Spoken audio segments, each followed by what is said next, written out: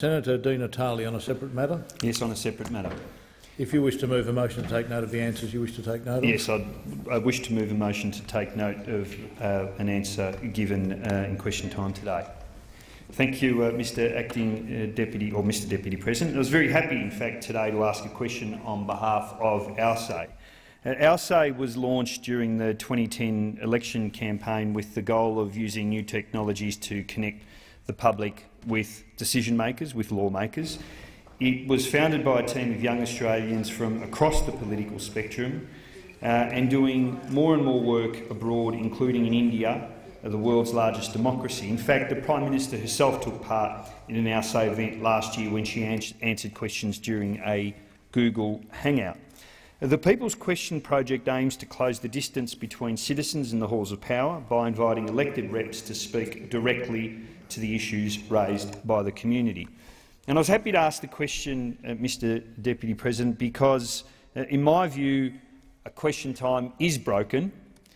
What we get is the usual parade of predictable questions from the opposition, questions that are aimed more at trying to get a grab in the 6 o'clock news bulletin, more aimed at spinning a line than in fact aimed at probing the government on issues of public policies. What we get from the government are non-answers, obfuscation, and we rarely get the questions being addressed. We get Dorothy Dixes, we get insults, we get bickering. Question time in this place is broken, and it is with great pleasure that I was able to bring in the voice of the community into this chamber. Now, I know that members of the community who did ask and vote for this question would not have been happy with the answers given by the minister today.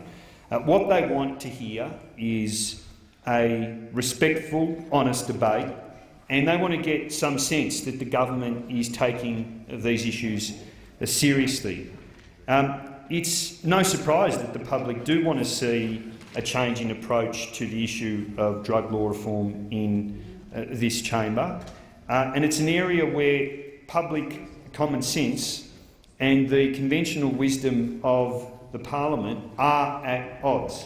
That's not true of all politicians in this place. In fact, I had the pleasure of standing next to Mel Washer, the Conservative Member of Parliament, and with Rob Oakeshott, an independent, to discuss this issue and to call for a dispassionate look from the Productivity Commission. And in fact, we'd like to see the issue referred to the Productivity Commission. Usually this is the domain of retired politicians. It's amazing how much braver, how much more courageous politicians become on the issue of illicit drugs when they leave the chamber.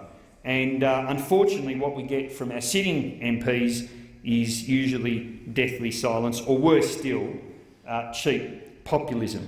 Now, I'm very happy to stand here and say that we do need to tackle this issue. We are currently paying an enormous price for our current approach. We're getting people from the former UN Secretary-General, for example, Kofi Annan, and Alan Jones, now both together saying that we need to take this on and we need to reform what we're currently doing. Unfortunately, there's no sign of a change in approach. We've seen the response to the issue of emerging synthetic drugs in the news recently, and of course it's business as usual. Let's blunder ahead with the same failed policies, and let's, in the end, expose people to more harms, to more harmful, dangerous substances. The threshold decision here is, are we prepared to take this issue on as an issue of public health? Are we prepared to say that this issue needs to be dealt with through the health framework rather than simply rattling the law and order chain?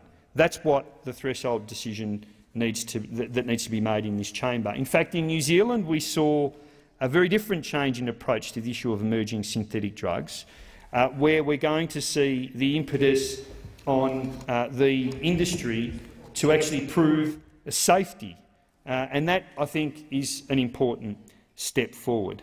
We have an opportunity to do that here in Australia rather than going down the same failed road, and yet at this stage it looks like politicians on all sides are not prepared to do what the public health community, what the drug and alcohol sector say, which is let's invest more in treatment, let's invest more in harm reduction, and let's start treating this issue as it must be treated, as a public health issue rather than as a law and order issue.